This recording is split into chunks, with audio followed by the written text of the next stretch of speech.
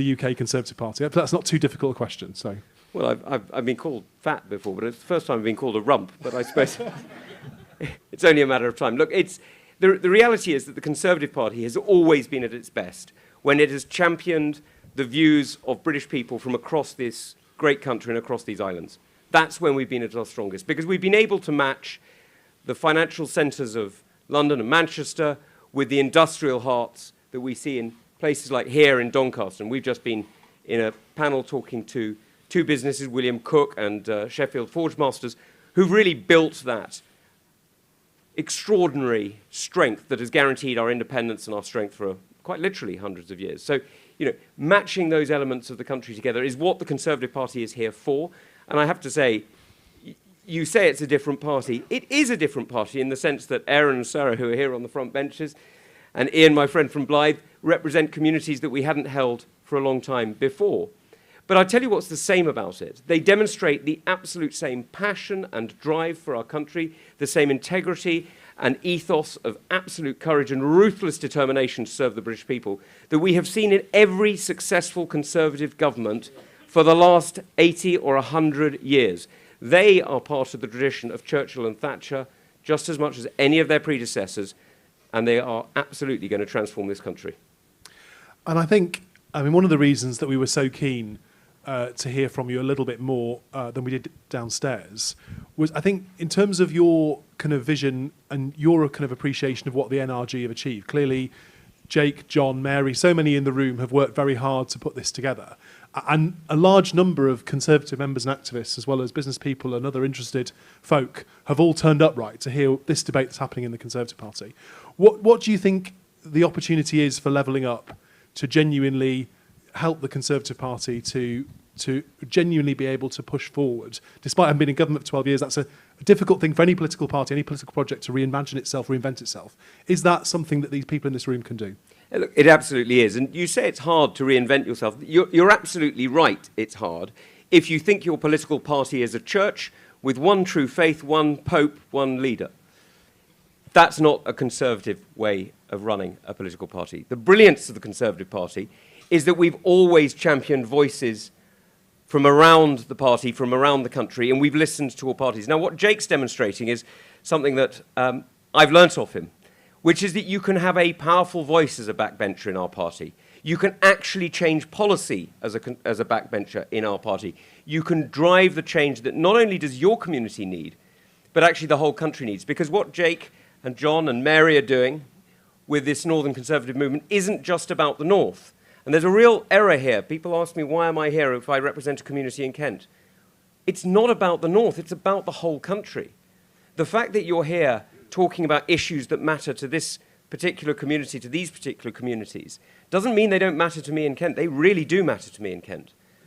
They matter fundamentally, because if you look at the businesses here, if you look at the ideas that are coming out of the universities of Durham and Newcastle, the ideas that they're generating, the companies that they're starting, the opportunities they're giving to young people, many of whom come from places like mine, the taxes that they then pay that enable us to provide the services that we want for our people all over the place.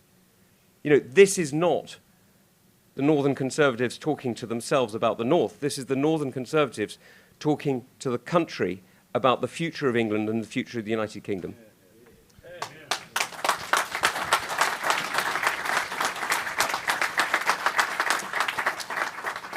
And I think, I suppose as someone who has worked for George Osborne now for a number of years, who obviously kind of coined the term the Northern Powerhouse, clearly the north of England was sort of doing Levelling Up a little bit before, right? The government decided to pick it up in its current form. Thinking back to that era, clearly that was a kind of one nation vision for what the Conservative Party could try and deliver for the country, to bring the country back together.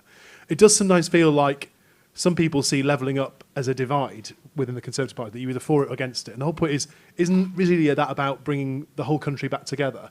And I think you allude to that. What are the kind of the opportunities for Levelling Up to not just unite the Conservative Party, which I think you've outlined very clearly this afternoon, just in these few minutes, how you see that and how Jake and others see that. What's your take on what it will do to the country? Because it does feel like we're all more divided than we've ever been. And to what extent is some of this about bringing the country together? Look, this is the only point of the Conservative... Look, we're not the Labour Party. We're not here just to navel-gaze and talk to ourselves about what's purer than pure. We're here to lead the great country that we are privileged to serve, to transform it for the future and to make sure that we're delivering for everybody in the United Kingdom. That is the point of the Conservative Party. We're not an ideological movement. We're not a narrow cult. We're not an exclusive club. We are the representation of the British people in politics, or we are nothing. And the reality is, what this is doing, as you rightly put it, is talking about levelling up, is talking about the Northern Powerhouse. It's not talking about the North, it's talking about the whole country. It's talking about the ability of young people, whether they're in Cornwall or Belfast or Aberdeen, to have the opportunities that businesses and individuals in this part of the community will generate for everybody. It's about businesses in this part of the community or individuals in this part of the community having the opportunity to start businesses perhaps in my community in Kent, perhaps in London, perhaps in Melbourne. It's about the opportunity to bring together a country that, frankly, you're right, has found the last few years difficult. We all have. I don't know about you, but I found a lot of the recent few years more trying than I think it should have been. We've been too willing, as individuals, sadly, too often, to listen to those divisive voices. When the reality is, actually, when you look at our country, the extraordinary skills and opportunities that we present, the extraordinary innovation and ideas that our people come up with, the extraordinary investments that people are making with their lives, with their talents, yeah, with their money too, is absolutely transformative, and it really is bringing people together. Now, here we are in Doncaster. I've lost more money on that patch of grass there than I care to mention. But there are many people who've done awfully well out of this town. They've done awfully well because what they've looked at is they haven't looked at the horses running slowly, but at the ideas running quickly. And they've seen young people who have generated the kind of restarts to a community that really any country would dream of, and we are blessed to have. So this is a huge opportunity for all of us. We have got time. Tom does have to go back to the other end of the country, as I intimated, for a couple of questions from media and from others if we've got time. Can we ask if there are anyone with they are no statements, like two-word or one-sentence questions? So we've got the gentleman there, and we'll go to our colleague from The Guardian as well. Hi, hello, thank you. Hi, hello, my name's Shahid, I'm from Lancashire. Just a quick question. During COVID and over the last 3 years, the small businesses have suffered in a big way. They haven't had much grants or assistance from the government because they're under 10 employee organisations. What are we doing as Conservatives, as people from this nation who we love? What are we going to do about them small businesses who rely on 2-3 employees, under 8 employees?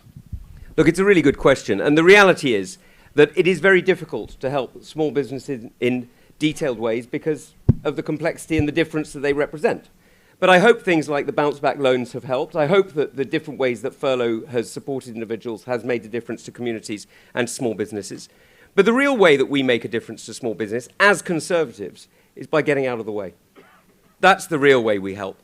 We reduce the taxes as much as possible. We free you to hire and to innovate and to invest in the way that you think is best for your community. I'm afraid I'm not in the business of telling you how to live your life and paying you or rewarding you or urging you with cash in order to push you in a certain direction to the left or the right. If you want that, vote Labour. I'm in the business of saying the way I'm going to help is to get out of the way.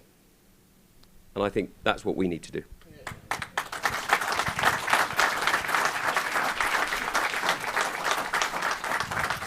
Hi Tom, Aubrey from The Guardian. Obviously next week we've got 2 big by-elections, lots of attention on them, big tests for the government. Conservatives potentially going to lose the sort of first chink in the red wall that they won in 2019, and also looking at this huge majority they hold in the southwest, potentially that being in a way. Are you worried that the party is sort of split, looking in both directions, but not really sort of getting the kind of votes that it needs to win the next election, and sort of feeling slightly rudderless? And obviously you've been touted as wanting a sort of tilt at the top job, so would you rule it out? Let me answer the second question first. No, I won't rule it out. And I won't rule it out because I think that we should be ambitious for ourselves, for our communities, and for our country. I think we should offer ourselves forward for service. I think that's exactly the reason that we have so many fantastic councillors, some of whom are in this room, so many fantastic members of Parliament, many of whom are in this room, because they have had the guts to have the credibility in themselves to step forward and to make the argument that, yes, they are leaders. That's exactly what they are. They're leaders at local and national level. And so I don't think we should rule ourselves out. We should offer ourselves forward, and then it's up to colleagues in the country to choose. You shouldn't be resentful about the choice doesn't go your way, but you should offer yourself for service. That is literally the point of being in public service, is to offer yourself. But look, you raise perfectly legitimate questions about the difficulty of a mid-term government. That's true.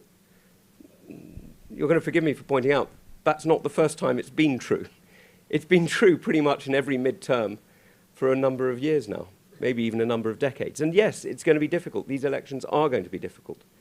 But the reality is we put up two very, very good candidates.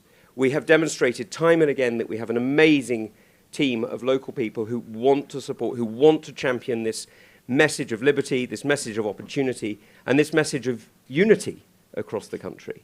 They really don't want to run one campaign in Tiverton and another campaign in Wakefield. I can't imagine who might do a thing like that.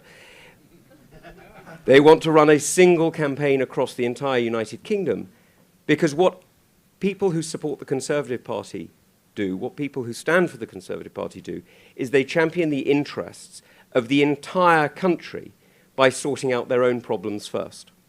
And that is an extraordinary, extraordinary gift to the British people, to the British nation, when we get it right. And so I think there is a huge opportunity for unity. I don't think there's a major division in the party. I think actually, if you speak to colleagues and you speak to councillors and you speak to members around the country, you'll see that people are united. What they want is they want a restart, they want a kickstart, they want the innovation, the opportunity that this country demonstrates it has time and again, and they want it released. We are going to take... Oh, sorry. We have time for literally one last question, and then we are going to make Tom miss his train if we don't let him go. So one last question, which we've got towards the side there, and then we're done. Hello, Kate Ferguson at The Sun. Tom, I wondered, do you think we should cut taxes to ease the cost of living crisis? And what taxes would you cut? So I've already spoken about a few taxes I'd like to cut, and they come, a lot of them, to do with fuel, because we're seeing the cost of energy rise across this community, these communities that we're lucky enough to represent, for much of the last few months. Now, I don't know about you, but as an MP, we're in a relatively comfortable position, but I can tell you, I can feel the rise in the heating costs. I can feel the rise in the fuel costs. £2 a litre is something I notice when I'm filling up the car. And so I think that looking at the way in which we charge tax on fuel is incredibly important, because the feed-through of that into every other area of the economy is enormous. We all know that the power that, that powers the manufacturing and the power that powers the transport is taxed in the same way as, pretty much similar ways that we're taxed at home. So we need to look really hard at the tax system on our own power levels and make sure that we liberate people, get out of the way. Thank you so much to Tom. I'm sure people want to show their appreciation, and then we will bid him farewell and return him to Kent. Thank you, Tom, and I shall bid you farewell as well.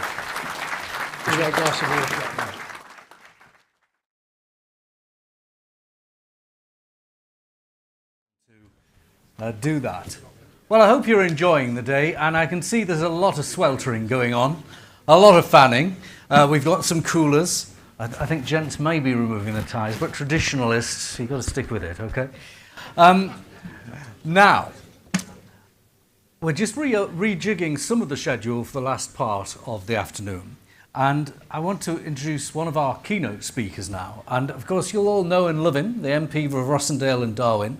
He was a man who's had a lot of involvement in policy that's making a difference here in the north of England. He was in policy unit at number 10 under David Cameron, Northern Powerhouse Minister under Theresa May, Minister of State under Boris Johnson, and the founder and the chairman of the Northern Research Group. Ladies and gentlemen, it is a warm welcome to Jake Berry.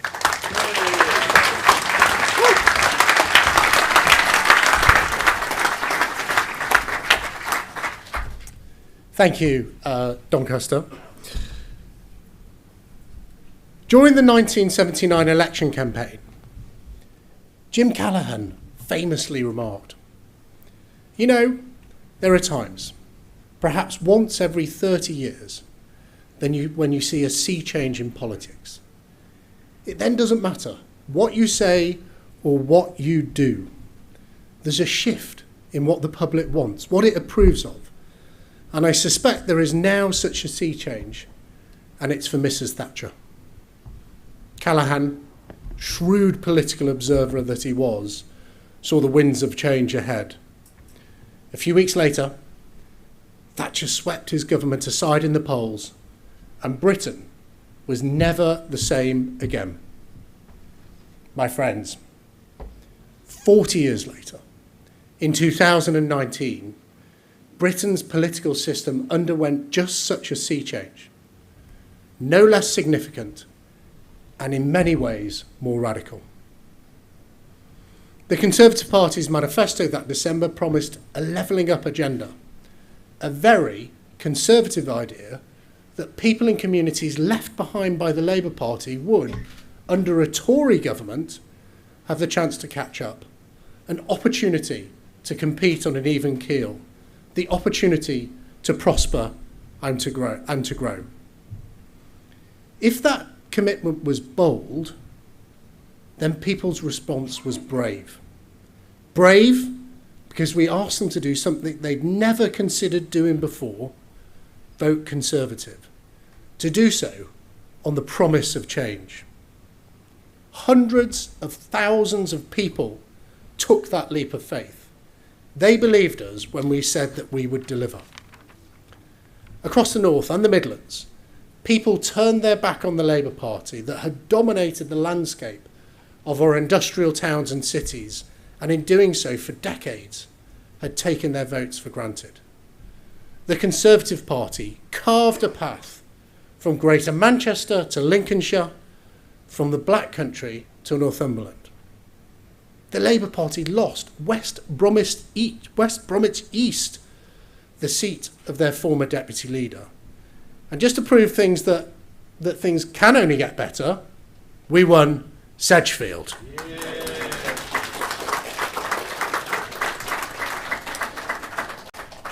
But this sea change isn't permanent, and it would be a mistake to believe it was an unconditional vote for the Conservative Party. It was a decision by millions of people in the North to ignore their historic loyalties. They didn't just vote Conservative, they voted for change. They voted for action. They voted for us to deliver. Northern voters elected the Conservative Party as the new party of the North because they believe that we would come up with new ideas, turn them into a reality, and would trigger industrial growth and prosperity across our region. 2.5 years on, with the pandemic behind us, today we have the opportunity, in fact we have the duty, to map out and deliver a bold new optimistic vision for Britain. The work starts here, the work starts today.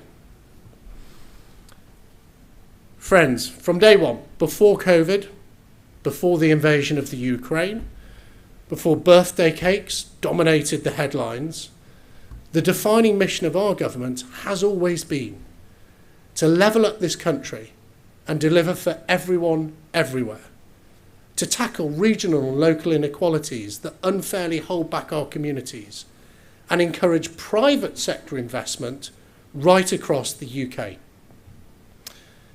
And in Greenwich, in a speech almost exactly a year ago, the Prime Minister acknowledged this when he said, "In the last 40 years, there have been over 40 different government initiatives to stimulate growth."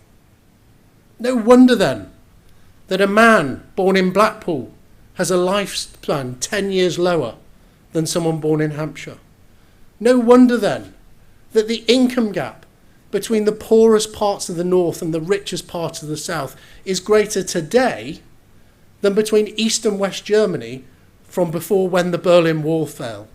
40 wasted years. In fact, my entire life, living, growing up and working in the north of England, we've seen top-down, centralised Whitehall planning that has increased the north-south divide.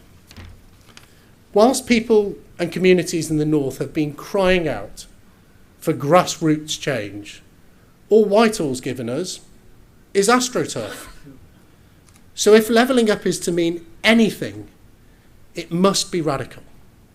That means an end to incremental government, an end to the conservation of Southern privilege, because whether they like it or not, this is our new political reality. So today, we call time on 40 years of failure. We declare our ambition to deliver long-term stability and success. And that's why we welcome the setting out in law of the 12 missions to level up. Delivery of those 12 missions will transform where we live, as well as transforming the political map for a generation. But talking isn't delivery. Written into law doesn't mean done. Delivery demands action. That's why the Northern Conservative MPs in the Northern Research Group has come up with 3 proposals today that we call on the government to deliver. Firstly, you can't deliver long-term radical missions without radical long-term funding. And this is why we propose a levelling up formula, which will deliver what the Conservative Party promised for a generation to come. If we want to level up our country, all areas of our country must get a fair deal for funding. Spending in London is 15% higher per head than the UK average. If the North had seen the same transport investment per person as London just in the last 10 years, it would have received an additional £66 billion. That's a massive £6.5 billion a year. We must end this system that prioritises investment in the southeast over all other areas of our country. And a levelling up formula wouldn't just do that for the north, it would be like the Barnett formula, which has helped send money to devolved nations for years. But it would do much more. It would benefit the whole of the UK. It would see more money spent in the north, yes, but in Cornwall, in the southwest and the Midlands. This is an idea from the north that can truly unite and level up our nation. Ladies and gentlemen, the UK remains one of the most centralised countries in the world, despite significant power having already been devolved to the regions. The pace of change is just too slow. So our second proposal is for a Devo Max government. The greatest asset of any nation is its people. From my time in government, I know this includes our world-class civil service. But as both the BBC and Channel 4 have learned, you can't move hearts and minds in any large organisation without moving the people first. This is why we support the government's drive to move Whitehall to the regions. But a once reasonable desire by government departments to keep their main operations close to Westminster is rapidly becoming an excuse to resist that change. A good example is the Treasury campus in the north. Whilst we welcome this northern campus, in truth it's a bit like Jupiter giving you permission to temporarily inhabit one of its lesser moons. So instead of a Treasury based in Westminster with a northern campus, why not have a Treasury based in Darlington with a campus in London? A sort of civil service Whitehall hub with government departments moved to our regions. Friends, a Devo Max government would genuinely empower our regions. And I actually think that COVID taught us that areas can be trusted to deliver. Local government proved itself more flexible, more effective, and more responsive than central government. For too long, the government's approach to devolution has been too slow and too prescriptive. That's why we're calling for a new right to devolution, with deals proposed by MPs, councillors and local business with a presumption in favour of being granted by the government. But areas that need levelling up understand that first and foremost, we have to go for growth. But to do this, we need power. The power to shape our future, the power to support our own housing market, the power to supercharge our economy. Take Manchester, one of the most vibrant creative industries in the world. Or Lancashire, one of the largest aerospace industries in the world. Or Leeds, the largest financial service sector outside London. In short, we want to build an economy that's more Canary North and less Canary Wharf. And I almost got that the wrong way around. To do this, we need wide-ranging freedoms, conservative freedoms, the freedom to lower tax. There are almost as many people who live in Manchester as live in Wales. Yet Wales has power over tax, while Manchester does not. Giving areas the right to vary down taxes will help us deliver a more competitive economy. Now, we know the Treasury has opposed this in the past, but we say it's time to stop talking about being the party of low tax. It's time to be a government of low tax.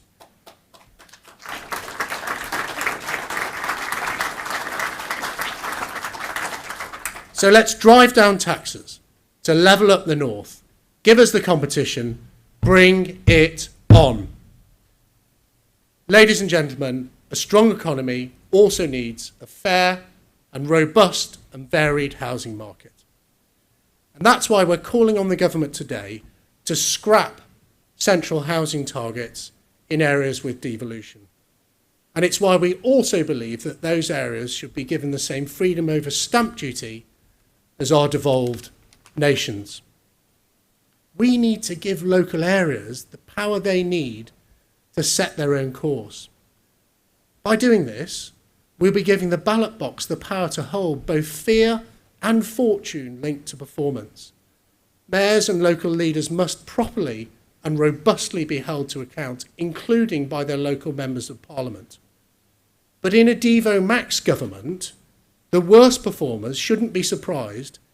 If you fail to deliver, you will lose your powers.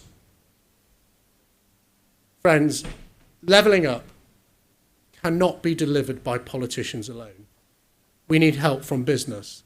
And I'm delighted and thank you for coming to see so many business leaders in the audience today. We get it. Levelling up is a team game. And thanks to the businesses of the North, our economy is already larger than Scotland, Wales and Northern Ireland combined. In fact, on our own, we're the 9th largest economy in Europe. We're the makers, the grafters, the people who drove the first industrial revolution, and now the people who are driving the green industrial revolution. But just like politicians need power, businesses need skills.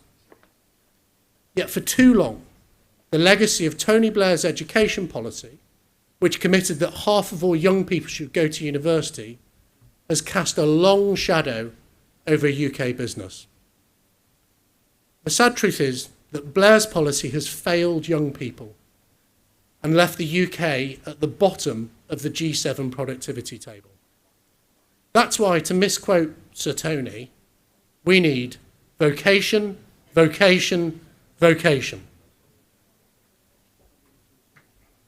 This is why we're calling, thirdly, for the government to pledge that by the end of this decade, we will increase from 21% to 50% the number of young people who undertake a higher level apprenticeship. A skills base for the future that will transform lives across the North and truly drive levelling up. That's why today we propose something we call Voxbridge. 2 brand new vocational institutions in the north of England, a national vocational equivalent of Oxford and Cambridge with a high-skilled economic development corridor between the two. We want to celebrate excellence by creating the best dual-tracked education system in the world. And for the first time, we want to put academic and vocational education on an equal footing.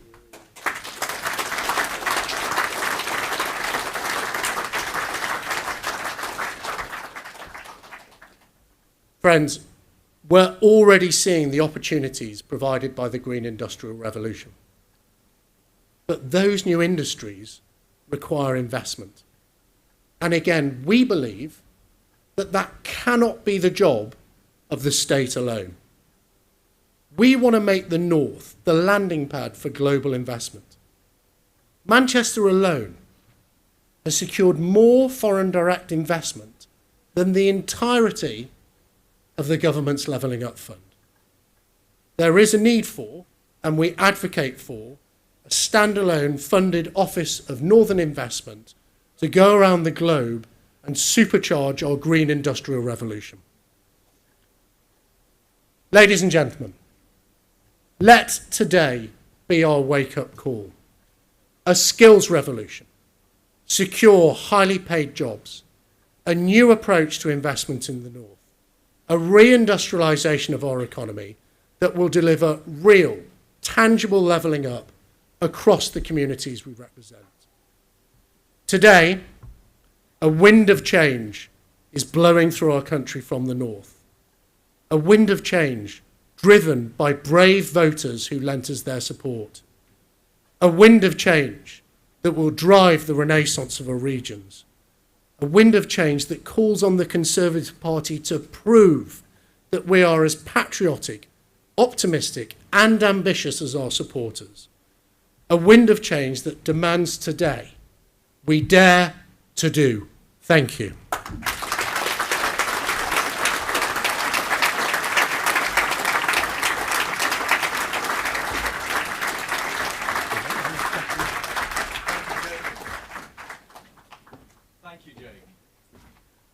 Right, well, it falls to me to make a modestly bad news announcement, which is that we were, and many people in the room know, expecting the Prime Minister to join us this afternoon. However, it has just been confirmed within the last 2 minutes that he is in Kyiv, and he's making his second visit to Kyiv, and he's there now. It's a surprise visit. Naturally, we understand that when you're dealing with a world statesman and his diary, that these kind of events come first. The number of times Ukraine has been mentioned in the course of this conference when it comes to our cost of living and so on means it is of primary importance to us in this room, and so we do understand. Nevertheless, we've rescheduled things somewhat, and Michael Gove will be joining us down the line in about 3/4 of an hour's time. So this is what we propose to do. We're going to have our session where we feed back from the breakouts between now and about 4:10, or maybe half an hour or so. Then we're going to take a comfort break, ladies and gentlemen, reconvene here for 4:15, and then we will get our technology in line and go live with Michael Gove, and I'll be able to ask him a few questions, and hopefully you will too, providing our technology plays ball with us. So I hope that's acceptable to everyone. Now, let's move on to our breakout sessions. You've all attended them. I walked around them. I didn't go to any single one. I walked around, and my goodness, they were lively affairs, and lots of interesting ideas were ventilated. I want to ask the people who were the representatives from this morning's breakout sessions to join us on the stage now. So who's from Net Zero Needn't Cost You the Earth? Is that Ian Levy? Yes, if you come and take a seat. Remaking Enterprise and Growth. Who's doing that one? Can you come on up, Aaron? That's great. Thank you very much. Now, I don't know who was doing Devolving Power to Places. Who was that? Devolving Power to Places. Rob, up, Rob. Come on, Rob Parsons is up here. And towards Minerals Strategy. That's Henry. Okay, I'm going to step down in the floor area. Ooh. So, I think the straightforward way of doing this is to hear from each of you, then have a little bit of discussion, and then swap over for the afternoon sessions. So, first of all, Ian, what was the key findings, the key consensus of the room when it came to net zero needn't cost you the earth? Well, thank you very much, and it's great to have this opportunity to feed back. I've got 4 points on my list, which I'm going to work my way through.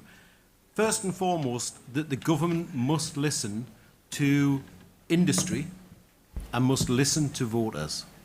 Industry in what support can be given, and voters in how we move forward with things like electric vehicles and how we heat our homes.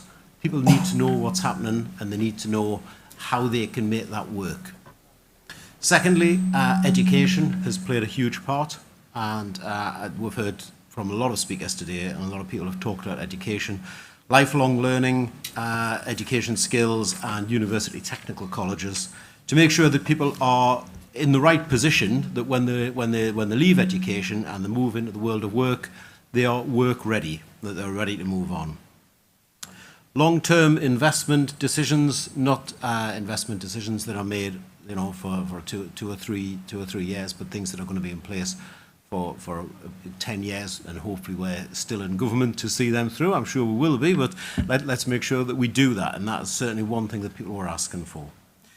And, you know, I've said this before when I've spoken on a few events, there's one reason that we're all here, not just because we believe in what we're doing, but because we care. And I think because we care, we must all work together to make sure that we deliver for the people of this country and the islands, but also to support communities. And if we support communities, we support the voters in those communities, and we support industry, that will be at the heart of levelling up. Thank you.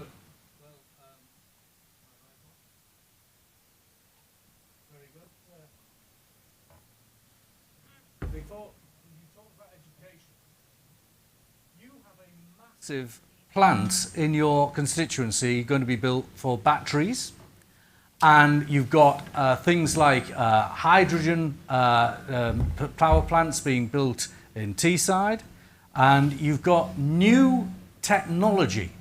And the demand for new skills is very critical, isn't it? Is that something that was touched upon? How we train and find the people who use those and learn those new skills? Absolutely. And, you know, because everybody broke off into different groups, just to give people an idea of the opportunities that are coming to Blythe Valley with the likes of the Catapult, the Port of Blythe, British Vault, the supply chain that comes with that, with JDR cables that make the underwater cables that connect all the offshore wind turbines together.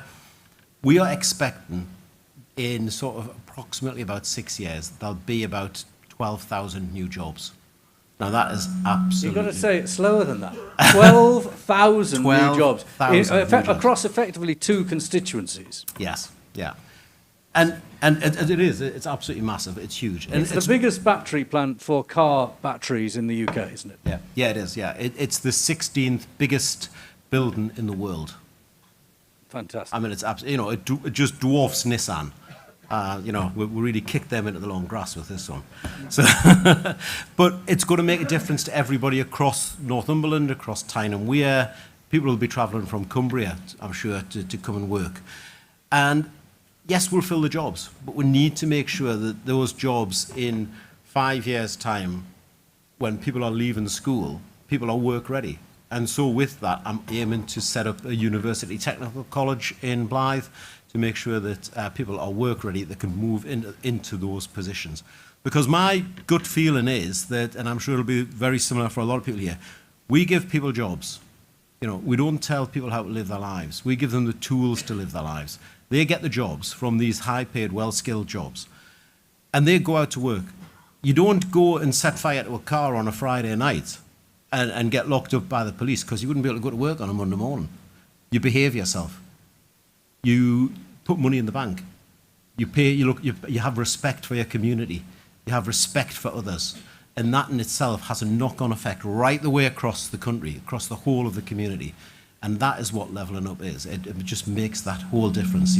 We'll see the whole area just lift I'm really excited about it. I mean, I've got to be honest. I can tell, and you've done a lot of good work on it. So thank you, Ian. Thank you. And let's move on to our next speaker. And this was the session on remaking the enterprise and growth economy. Aaron, you were there, very lively, a lot of passion about manufacturing as well. Yeah, there was. The chair, Nick Peters, unfortunately has had to leave, and he was a co-founder at Manufacturing TV, and he really spoke very passionately about manufacturing and how because manufacturing, it happens in my constituency, I'm sure it's in yours as well, a lot of it now happens on industrial estates, and people don't actually see what's going on their doorsteps, basically. One of the best bits of my job, in fact, is actually going out to those industrial estates, meeting those businesses and celebrating them on my Facebook page and in my newsletter, and telling people in Newcastle-under-Lyme what's going on in their constituency.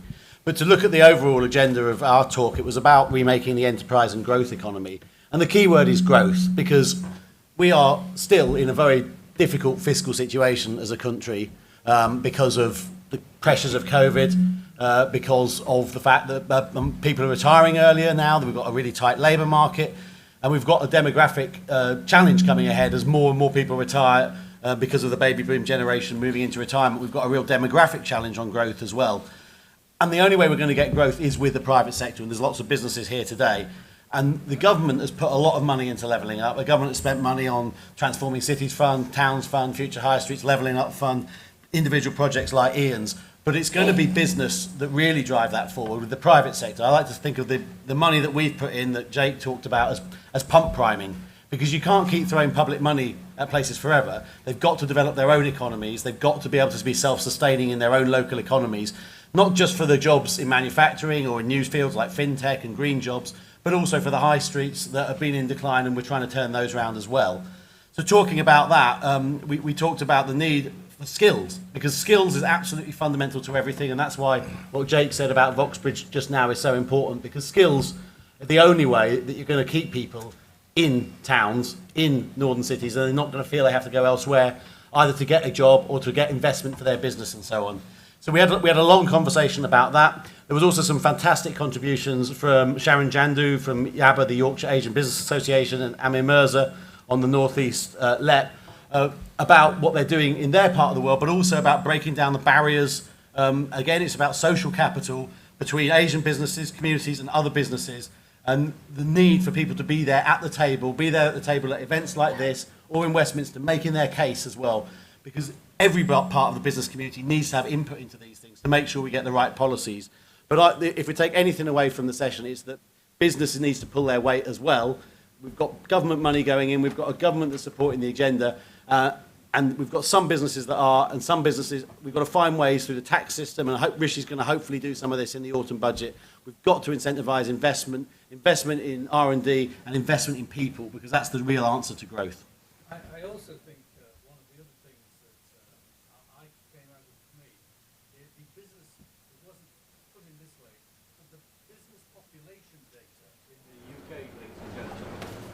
Can I have my mic on, please? Technicians, thank you. One of the things about the business population data, it's measured per 10,000 of population, how many businesses there are. And in London, it's 1,260 per 10,000 population. In North East England, it's under 700. In the rest of the north, it's a bit better, actually, more like 900. So there is a need to have more businesses owned and operated in the north of England. I think that came out as well. Even if they're little ones, I think one of your speakers was talking about the gin distilleries that spring up in the Yorkshire Dales. They're also valid. It don't have to be high-tech like the stuff Ian was talking about. No, I've got a gin distillery of my own in the centre of Newcastle, which is great, and they came down to Westminster to show their wares off there as well. And just finally, I'll just retell the story I told about my trip to Stoke-on-Trent yesterday. Peter Coates, who's the chairman of Bet365, chairman of Stoke City, I used to work for 365, full disclosure. He's launching a £20 million fund called the Fast Forward Fund. Technically it's a master's degree, but you don't have to have done a degree to go on it. It's an MSc in entrepreneurship. And the idea, bit apprentice-like, and I spoke to Michelle Dewberry about it earlier, is that you do this one-year course, learn about how to be a better entrepreneur and what sort of skills you'll need. And at the end of it, his foundation will put up to £200,000 in up to 30 businesses a year to get people started. And any profits will then go back into the foundation. And it's about the place. It's about people staying in North Staffordshire, so that people who've got ambition in Newcastle-under-Lyme, in Stoke-on-Trent, in North Staffs can succeed without having to leave. And that was so uplifting for me yesterday to go to that. Idea. And if we can replicate that across the country, Yeah. some of you have got 20 million in your back pocket, then please look at doing it in your local area, because I think it's going to make a huge difference to North Staffordshire. But every larger conurbation has its rich and wealthy. Just look at the Sunday Times rich list, and sometimes they need a bit of tax deduction, folks. They really do, don't they?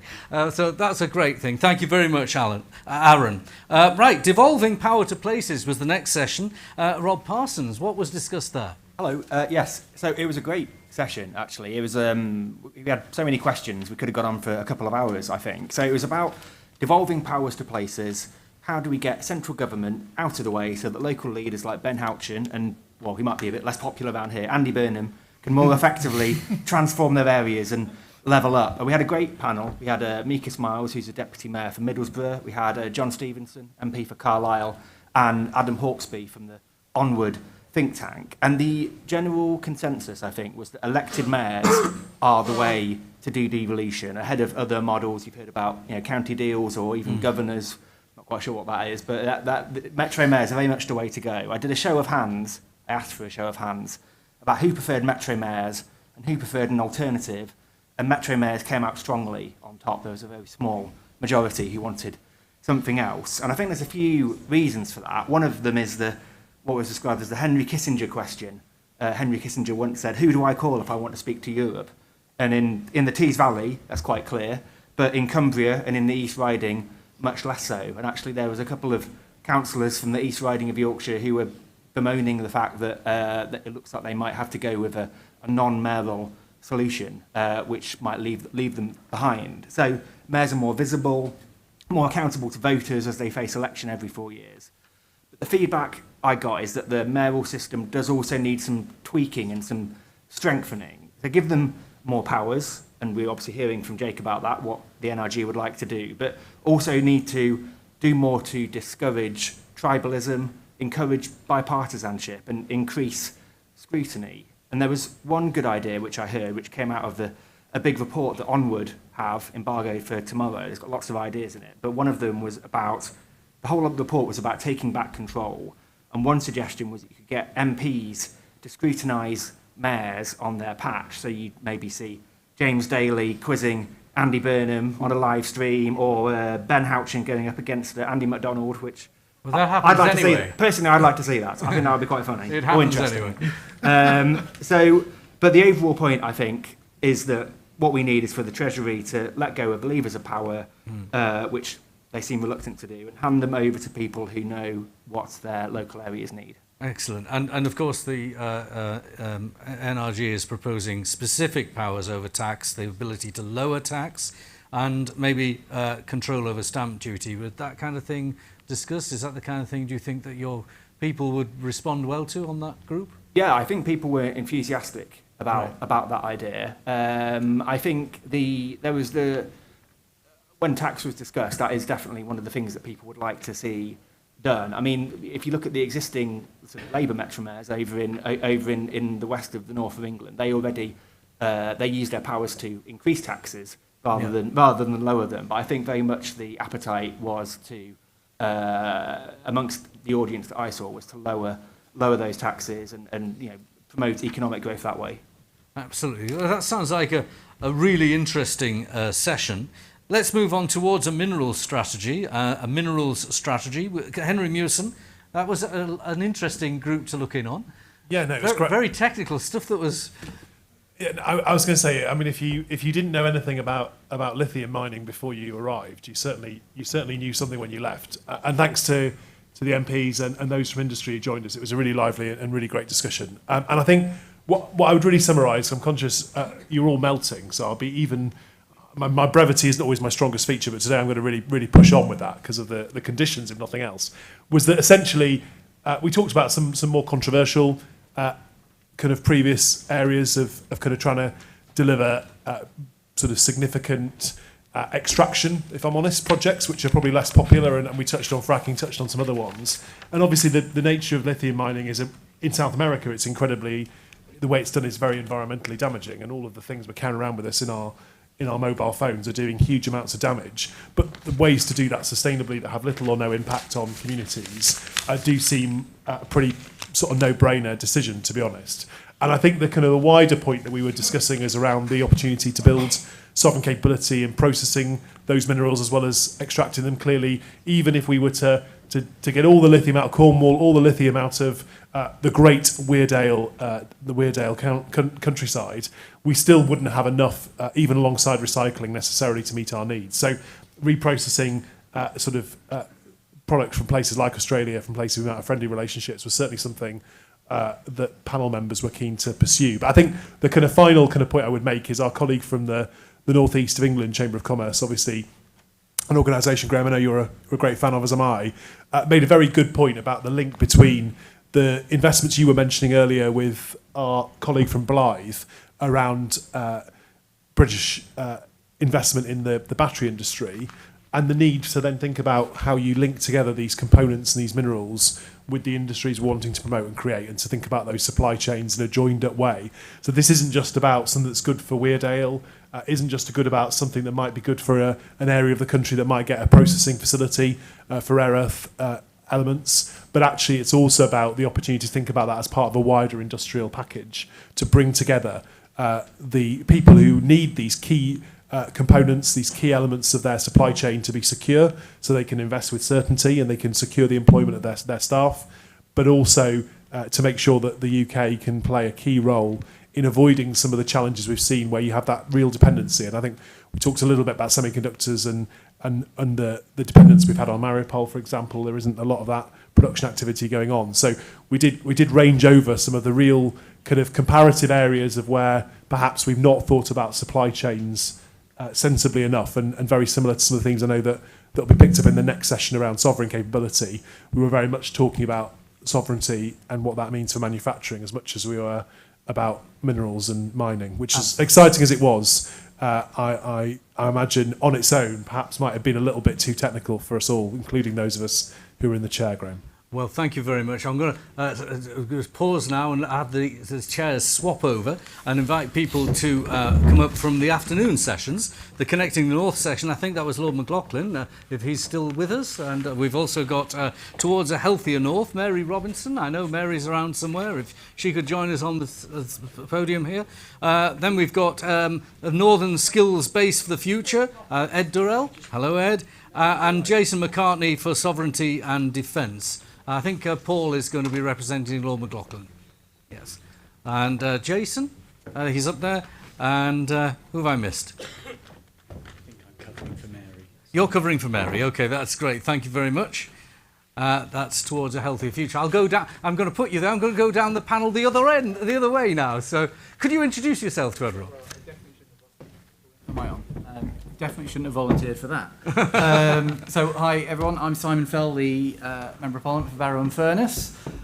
So we were looking at the subject of what we need to do to get towards a healthier north. We had a great panel, so Hazel Blair's speaking on behalf of the Cumbria Health Community Partnership and her role with Circular One, which is a fantastic business which is based actually in my constituency.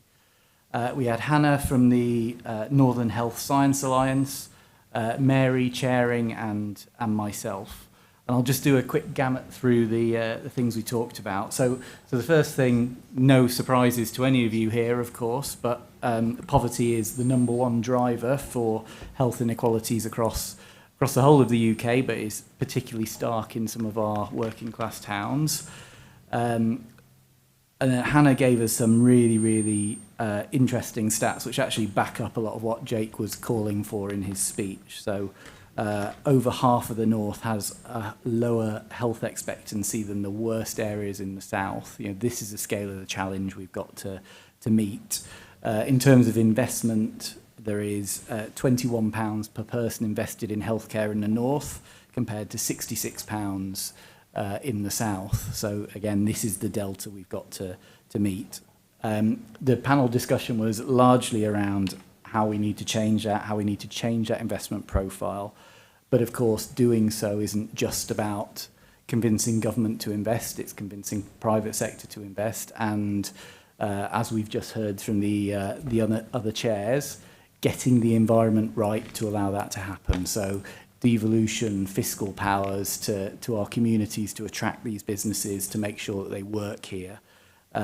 Building up transport links, making sure that we've got the skills in the community so that businesses know that we are the sort of places that they should be investing in and sticking with.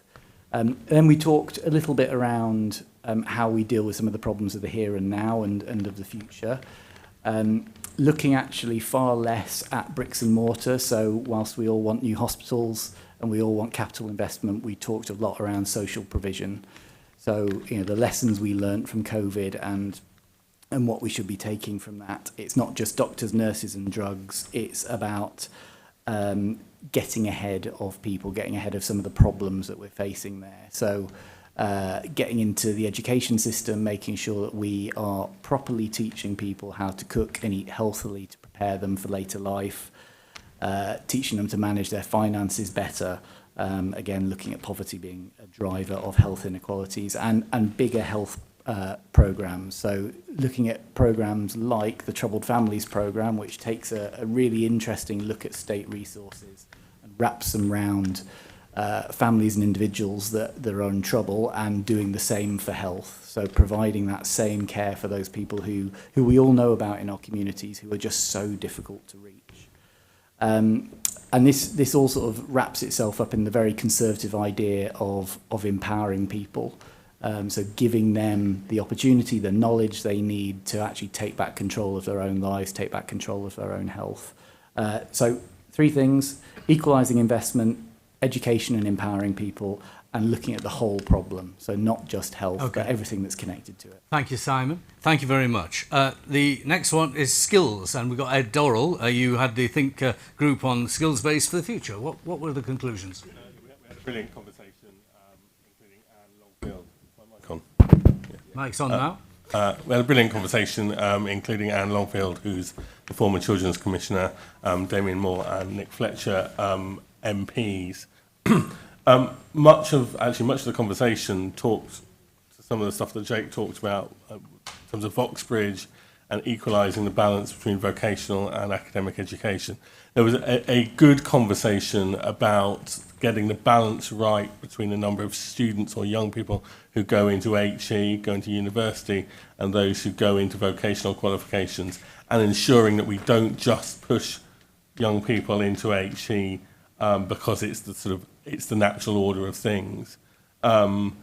Although actually I think perhaps the conversation was rather more balanced on that subject than some of the utterances that have come out of the DFE in the last year or two. Slightly more pro-university than you might have expected. But I mean, overall, the balance of the conversation really lent into the profound importance of delivering the right apprenticeships in the right places and the right degree apprenticeships in the right places. And we discussed briefly, but I think importantly, the fact that there is just a really, really rather depressing under-delivery of apprenticeships in the right places and what should be done about it. Interestingly, the panel were clear that some of the responsibility lay with employers, with the private sector, as well as the government, although general agreement that the apprenticeship levy has not been perhaps the success that it should have been. The conversation also moved on to, again, as came up in Jake's speech and elsewhere, the really deep importance of getting transport right. If we want young people to train, if we want adults to retrain, if we want them to take up the opportunities that the government and SMEs can provide, then we need them to be able to get to those opportunities. And in too much of the north, the transport is either, let's call it a spade, crap, or it's too expensive, or both. And asking, again, let's call it a spade, poor young people who have limited horizons to retrain or train when they literally can't afford to get to those opportunities is asking too much. So again, as with lots of the conversations today, transport is of enormous importance. And finally, there was a quite sort of short conversation, but interesting one, about the fact that perhaps the model of education up to 16, so traditional high school, is rather too one-size-fits-all, and we need to broaden out more of the sort of making education, design and technology and that kind of thing. Thanks, Ed. Right, Jason, sovereignty and defence. Lot that the North can play, a lot of role that we can play in that. What was discussed? I'm Jason Mccartney, Member of Parliament for Colne Valley in West Yorkshire. My first career, though, having left school, I joined the Royal Air Force straight from school and did my officer training in Cranwell and served as an RAF officer for 10 years, served on the no-fly zone over in northern Iraq. So I think that's probably why I was asked to chair this excellent session with excellent panel members on sovereignty and defence. We had William Cook from William Cook Castings, who have a number of bases, but primarily in Sheffield, and they're involved in armoured vehicle production and manufacture. We then had Richard from Sheffield Forge Masters. Many of you will know that great company, hundreds of years old, and they're involved in the manufacture of the Astute submarines. We had Arnab from Chromac Detection Systems. They're one of our sponsors. They have a stand downstairs, and they make and develop radiation and chemical detection systems, and actually have contracts with the US military, which is very impressive. And finally, Tom Tugendhat, who we heard from earlier up here, chairman of the Foreign Affairs Select Committee, who served, like me, in Iraq, but he also served in Afghanistan as well, because he's a little bit younger than me. Probably the biggest premise of our session was, having seen the military action in Ukraine, how does that change the UK's military strategic outlook?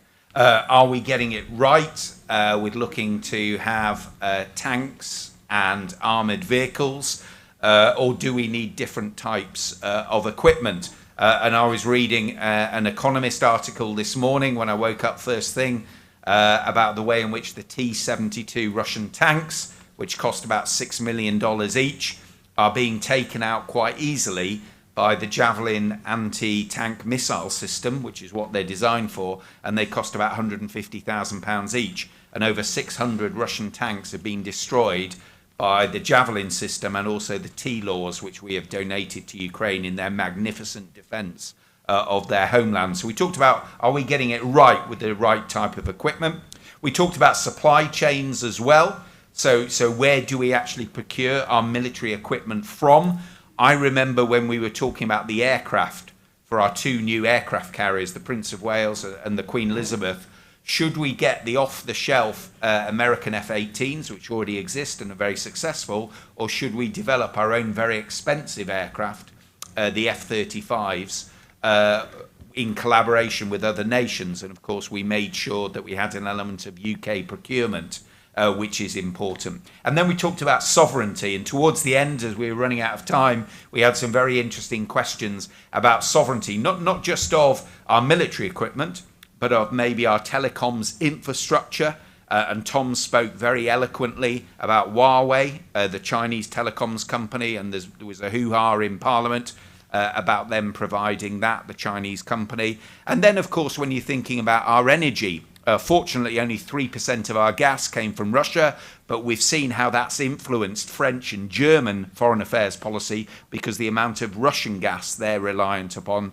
And then we also talked as well about energy and other supplies as well. So it was a wide-ranging discussion, but I just want to say, you know, when people say we don't make anything anymore, we make loads of things, and we make them so well in the north of England.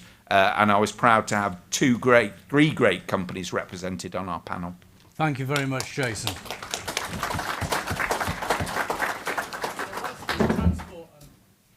And lastly, transport and connectivity. Paul Howell, MP for Sedgefield. Thank you, Graham.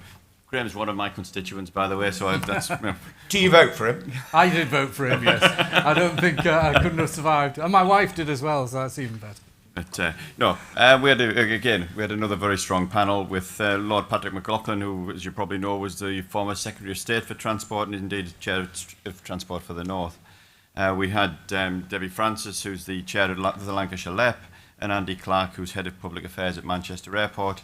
And then from a broadband perspective, we had Ed Taylor, who's the Director of Public Affairs at City Fibre. And it gave us the opportunity to discuss connectivity in the broadest sense. I pick up what was said along the panel there in terms of connectivity. Well, what is it? It's a platform for opportunity, for education, for jobs, for leisure, for hope at the end of the day. If you're looking at particular communities that haven't been connected, then actually getting them into the space where they are connected, whether that's a physical thing with a bus that'll get you to a train that'll get you to a job, or whether it's just broadband actually being there and working. We've had a little bit of a debate about, in the broadband space, we talk about the various speeds and things that's going on, and whether in certain communities you might have that speed, but you haven't got choice. But if you haven't got it at all, you've got no choice. So it's about making sure that you've got both agendas working at the same time when it comes to the whole broadband agenda. When it comes to the whole rail and road type of discussions, the discussion was primarily on rail. We touched a little bit on road and the situation with smart motorways and things, but essentially the discussion was about rail and the importance of us getting it right. Yes, we need the things like HS2 to get the connection between us and the south, or the south to us, for whatever it is, whether it's jobs we're bringing up or whatever. But the actual intra-region connectivity was probably seen as the bigger issue in terms of that. The easy example is the one that I gave, which I live in the northeast. I get to London in 2 hours 20. It takes me a lot longer to get to Manchester in the northwest, which is just bizarre. We talk a little bit about the level of investment. We've talked along the column there about the cost per person that's spent, the amount per person that's spent. And if you look at the cost of delivering transport in a highly dense area like London, you should be spending less per person than you would be in an area that's rural or more dispersed. It should cost you more to get the same sort of service just naturally. So we should. It's inverted, both in fact of what's happening, but also in what should happen. It should be the other way around. We should be spending more in the north than we do in the regions. I think that's a good. We touched a little bit on Great British Railways and saying that we think that's generally a good idea, but we need to keep the private element of it and do that.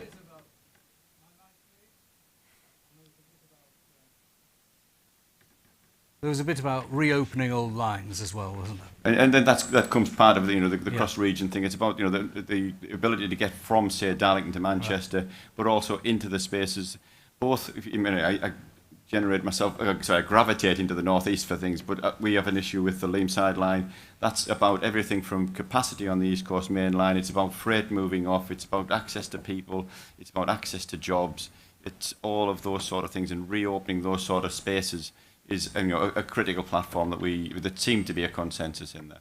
Well, thank you, Paul. Thank you to all our representatives from the panels. We're going to take a 10-minute break. Let's reconvene for Michael Gove in about 10 minutes' time. Thank you. Cheers, guys.